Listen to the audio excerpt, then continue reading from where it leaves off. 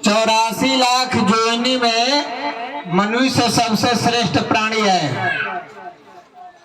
84 लाख योनि धरती पर है हमारे धर्म ग्रंथों के अनुसार। 84 लाख में कुछ हवा में उड़ने वाले हैं जीव जंतु, कुछ पानी में रहने वाले जीव जंतु हैं और कुछ धरती पर आने वाले जीव जंतु हैं। इन सब में श्रेष्ठ है तो मनुष्य है। मनुष्य इसलिए श्रेष्ठ है क्योंकि परमात्मा की ऐसी रचना है कि ज्ञान विशेष देन है मनुष्य के पास है, जो कि अन्य जीव जंतुओं में नहीं है। ज्ञान की रचना परमात्मा ने इसी शरीर में किया है, जिसको हम बोलते हैं रेशनल माइंड अंग्रेजी में। ये भगवान की विशेष देन है जो मनुष्य के शरीर में है। ज्ञान से हम सद्गुरु को समझने की कोशिश करते हैं। भगवान की प्राप्ति ज्ञान के द्वारा होती है। हम ज्ञान संसार में खर्च करते हैं और परमात्मा में कम खर्च करते हैं। हम रोते हैं संसार के लिए, लेकिन भगवान के लिए कोई नहीं रोता है। महापुरुष यही ज्ञान समझाने के लिए धरती पर आते हैं। और ऐसे ही हमारे बाबा थे। बाबा जब 16 साल की अवस्था में, तरुण अवस्था में शिरडी में जब आए तो बाबा का कोई नामकरण नहीं हुआ था।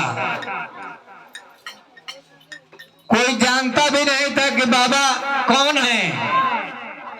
लेकिन खंडोबा मंदिर के भगत पुजारी साईं चरित्र में जिनका नाम महालसापति है, जब उनकी नेत्र बाबा के नेत्रों से मिली तो उनका हृदय कंपन हो गया और उनके मुख से निकला अचानक आओ साईं। और तभी से बाबा साईं नाम से प्रसिद्ध हो गए। इस जगत में बाबा साईं नाम से विख्यात हो गए। उसके पहले बाबा को साईं नाम कोई जानता नहीं था कि क्या नाम है। बाबा ने उस नाम को ग्रहण कर लिया क्योंकि भगवान के बहुत अच्छे भक्त थे। महालसापति आजीवन सच्चाई की रास्ता पर चले और खंडोबा मंदिर के एक निष्ठ भक्त थे। उनकी बातों को बाबा ने हृदय से लगा लिया और महालसापति ने कहा कि बाबा मेरे मुख से अचानक निकल गया साईं। बाबा ने कहा कि ठीक है, आज से मैं इसी नाम से जाना जाऊंगा। और तब से इसी नाम से लोग बाबा को जानते हैं और तब से बाबा पूरा संसार में प्रकट हो प्रसिद्ध हो गए साईं नाम से। तब से बाबा साईं बाबा के नाम से धरती पर विख्यात हो गए। बाबा के लिए हमारे हृदय में तड़प होनी चाहिए। भक्ति दिखावा की चीज नहीं है।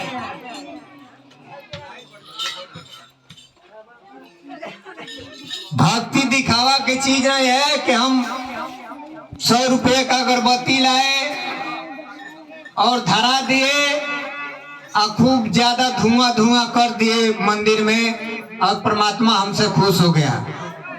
ऐसे परमात्मा खुश नहीं होगा। परमात्मा आपके हृदय में प्रेम, करुणा, दया,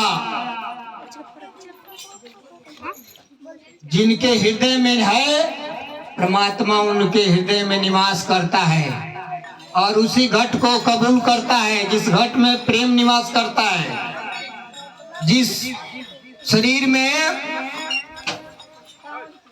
प्रेम का बाहुल्य है परमात्मा उसी घट से विदित होता है। कबीर साहब ने भी कहा है कि हर घट मेरा साईं, खाली घट ना कोई, बलिहारी उस घट की जा घट प्रकट हो। आप हर घर में परमात्मा है, हर घट में, लेकिन प्रकट क्यों नहीं होता? क्योंकि हमारा पद्धति गलत है, हमारा खान पान गलत है, हमारा चरित्र गलत है, हमारा भोजन गलत है। हमें आज तक ये मालूम ही नहीं कि क्या खाना चाहिए, हमारे माता पिता जो खाते हैं बच्चे को वही खिलाएंगे। अब माता पिता का भोजन दूषित है, अब मान लीजिए माता पिता का भोजन दूषित है और बच्चे को क्या मालूम है कि क्या खाना चाहिए क्या नहीं खाना चाहिए। लेकिन माता पिता अगर मांस खाएगा तब बच्चे को मांस खिलाएगा, क्योंकि संस्कार है वैसा। अब कबीर साहब ने एक और बात कही है कि जहां दया तहां धर्म है, जहां लोभ तहां पाप, और जाके हृदय साच है ताके हृदय आप। अब बताइए, अगर हमारे अंदर में दया है और हम ये समझते हैं कि जैसे मुझे कष्ट हो रहा है, अगर किसी जीव जंतु को मारेंगे तो उतना ही कष्ट उसमें होगा। अगर ये हमारे में फीलिंग होने लगी तो दया का भाव उमड़ता है, प्रेम उमड़ता है, तो हम जीव हिंसा नहीं करेंगे, रोकेगी। अंदर की जो शक्ति है प्रेरणा देती है वो रोकने लगेगी। क्यों ऐसा कर रहा है? तब आप समझिए कि भगवान की कृपा हम पर हो गई। हम अपना भोजन आज देखिए,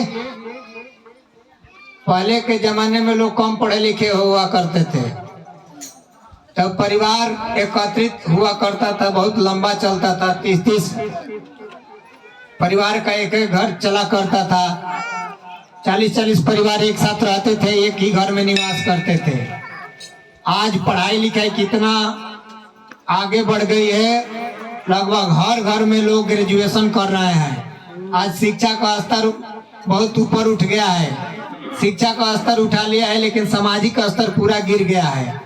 जो पढ़ लिख करके बहुएं जाती हैं, चाहे हमारे घर की हो चाहे किसी के घर की हो, बस ज्ञान का यही अर्थ लगा ली कि बस हम और हमारे आदमी 2 रोटी बनाएंगे और खाएंगे, हटाओ इन सब विपत को यहाँ से। यही शिक्षा का स्तर गिर गया है। बताइए, लड़की तो हमारे घर की है, हमारे घर में परवरिश हुआ है, हमारे घर में वो संस्कार नहीं मिला है, और पूरा विवाद का एक ही विषय होता है, वाणी को बिगड़ना। ये वाणी क्यों बिगड़ती है? क्योंकि सहनशीलता खत्म हो जा रही है। हम इतने कमजोर होते जा रहे हैं कि कोई 1-2 शब्द बोल दिया, उसको हजम नहीं कर दिए, उसको पी करके पचाए नहीं। हम शिव जी की पूजा करते हैं, पूरा संसार आज शिव गुरु की पूजा करता है, उनको गुरु मानता है, लेकिन उनके ज्ञान से कोसों दूर है। शिव जी का चरित्र कितना निर्मल है, संसार उनको पूजता है। समुद्र मंथन के समय ऐसा कहा जाता है कि 14 रत्न निकले और पहला रत्न जो है कि जहर ही निकल गया। शिव जी ने उसको पी लिया और संसार को अमृत दिया। शिव जी महादेव हो गए, संसार उनको पूजने लगा। दूसरों के अवगुणों को सोख लिए और संसार को बदले में अमृत दिए। ऐसे शिव जी महान हो गए। लेकिन हम कितने कमजोर हैं कि सामने वाले की एक बात को भी नहीं पचा पाते हैं और वाणी के द्वारा उसको घायल करने लगते हैं, विवाद का कारण बन जाता है। हमारे धर्म ग्रंथों में है, महाभारत में एक छोटी सी कथा आती है, थोड़ा ध्यान से सुनिएगा। आप सब भी किसी की बहन है, किसी की लड़की है। महाभारत में एक कथा आती है, द्रौपदी इंद्रप्रस्थ की रचना हुई। पांडवों का जो क्षेत्र मिला था, इन्होंने महल बनाया श्री कृष्ण के माध्यम से। विश्वकर्मा ने आकर उसको निर्माण किया और उसकी इतनी सुंदर रचना हुई थी, इतनी कलाकारी उसमें विशेष थी कि जिधर देखो उधर ऐसा लगता था कि जमीन है तो वहां पर पानी होता था, इधर देखो कि पानी है तो उधर जमीन होता था। अजूबा था वो, अजूबा। दुर्योधन अतिथि था, जिसको हम निमंत्रण दे करके अपने दरवाजे पर बुलाते हैं, उसका आतिथ्य का अपना ही व्यवस्था करते हैं। उसका अपमान अपमान समझते हैं। जो आपके दरवाजे पर आया है अतिथि बनकर, जिसको आपने बुलाया है, वो भगवान का स्वरूप है। उसका दुख आपका दुख है, उसका सुख आपका सुख है। लेकिन राग द्वेष से पीड़ित जो द्रौपदी थी, कृष्ण को जो भाई मानती थी, समझिए, जब दुर्योधन को समझ में नहीं आया रास्ता, तो उस पानी में जा करके गिर गया तो ऊपर से वो देख रही थी और बोल दी कि अंधे का पुत्र अंधा होता है। समझिए थोड़ा। और यही बात दुर्योधन को लग गई। दुर्योधन हस्तिनापुर का युवराज था। आगे चल के यही शब्द महाभारत के कारण बने। वो सो नहीं पाता था, रात में सोता था, वही उसका हंसता हुआ चेहरा आ जाता था और उसको बार बार घायल करता था कि अंधे का पुत्र अंधा होता है। और यही शब्द महाभारत का कारण बना। और उतने राज्यसभा में इतने भीड़ थे, सब मारे गए। यही शब्द वाणी हमारी जीवन की अचूक हथियार है। सोच समझ करके उसको निकालें। हम बाबा के दरबार में आते हैं, नम्रता ही बाबा ने सिखाया। बाबा ने अपने जीवन में हमेशा सेवा किया है। धरती पर कोई दुश्मन नहीं है। दुश्मन हमारा है तो काम है, क्रोध है, लोभ है, मोह है, ईर्ष्या है। इस पे विजय पाना है, इस पे अमल करना है, इसको जीतना है, इससे लड़ना है कि हमारे अंदर किसी के प्रति बुराई तो नहीं आ रही है। हमेशा निगरानी करना है, चिंतन करना है। भक्ति का यही स्वरूप है, अपने अंदर की कमियों को देखना। किसी के प्रति मन में गलत ईर्ष्या तो जगह नहीं ले रही है। भक्ति क्या है? आप यहाँ पर आकर के बैठी हैं और आपका मन घर पर चला गया तो आप यहाँ है नहीं, आपका शरीर यहाँ है। चेतना जो है कि आपके घर पर पहुंच गई है। भक्ति का यही स्वरूप है। आप चावल बीनिए, मन को बाबा में लगा दीजिए, वो जो खाना बनाएंगे आपका प्रसाद हो जाएगा। वो प्रसाद घर भर के लोग खाएंगे, वातावरण शुद्ध होगा। जो भी आप बनाए, पहले अपने गुरु को भोग लगा करके सबको वितरित करें। देखिए आपके घर में सकारात्मक ऊर्जा आती है कि नहीं आती है। घर से सब नकारात्मक ऊर्जा खत्म हो जाती है। थोड़ा हम चिंतन करें इस पर, इसको करके देखें। घर में नाना प्रकार के क्लेश हो रहे हैं, हमारा भोजन दूषित हो गया है। अब चाय बनाइए, पहले भगवान को भोग लगाइए, तब सबको वितरित कीजिए। आप सभी से अनुरोध है, थोड़ा करके देखिए इसको। आप दाल भात बनाइए, पहले भोग लगाइए, तब बच्चों में बांटिए। देखिए 6 महीने साल भर के बाद कैसे वातावरण, घर का माहौल चेंज होता है। भक्ति क्या है? थोड़ा 2 मिनट समझिए। मान लीजिए किसी लड़की की नया शादी हुई है, वो अपने ससुरा गई है और 1 महीने के बाद रिटर्न आ गई है और वो चावल बना रही है, चावल बीन रही है। और चावल बीनते बीनते उसकी यादाश्त चल जाती है। जो अपने पति के साथ 1 महीना बिताई है समय, उसी के चिंतन में उसकी यादाश्त चली जाती है। वो चावल बीनती है, लड़की तो यहाँ पे घर पर चावल बीनती है, लेकिन उसकी यादाश्त, उसकी चेतना जा करके जो 1 महीना अपने पति के साथ जो जीवन बिताई है उसमें रम जाता है।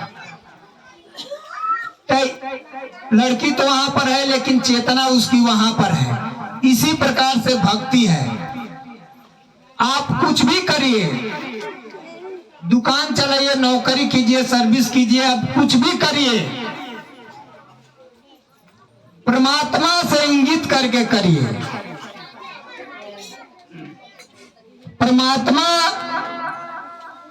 अपनी चेतना परमात्मा में लगा करके करिए। जोड़ लीजिए उस काम से उसको।